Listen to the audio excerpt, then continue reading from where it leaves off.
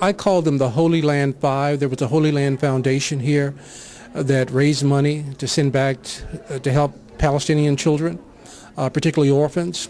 I participated in several of those fundraisers, and yet these men got convicted for being sponsors of terrorism, and I disagree with that. Well, my relationship goes back to, many years ago when I was doing stories about the Muslim community here.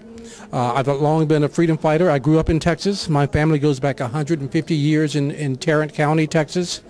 And, the truth is that I grew up in segregation, so I've long known what discrimination was about.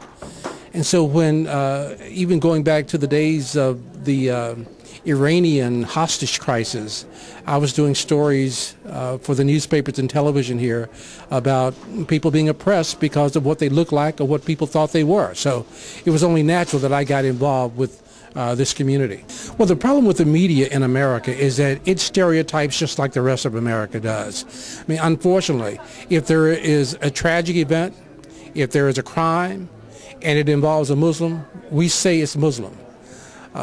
If it's a Christian, we don't say a Christian committed a crime. I mean, that's part of our responsibility, is to tell the truth. But also the media follows its government. I mean, we claim to be a very free media, but after 9/11 particularly, and once we went to war, we were as much of a propaganda agent as the CIA, because we were only printing what the government said, and we weren't really doing our job. So we failed in many ways.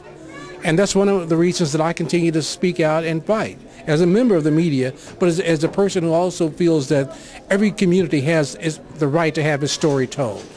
We're going to see a film that has been produced about what's going on in the Palestinian territories, and I haven't seen it yet. I understand it's a great film, but I know the story. I know the story of the children, and I'm here to also say what we're about, because in this city, in Dallas, Texas, we sentenced 5 people, or convicted 5 people, about to sentence them, for being terrorists.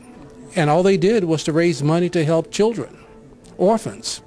And I have written several stories in our newspaper criticizing that decision by our federal government, who brought them to trial. And we're raising money on their behalf to keep fighting their cause.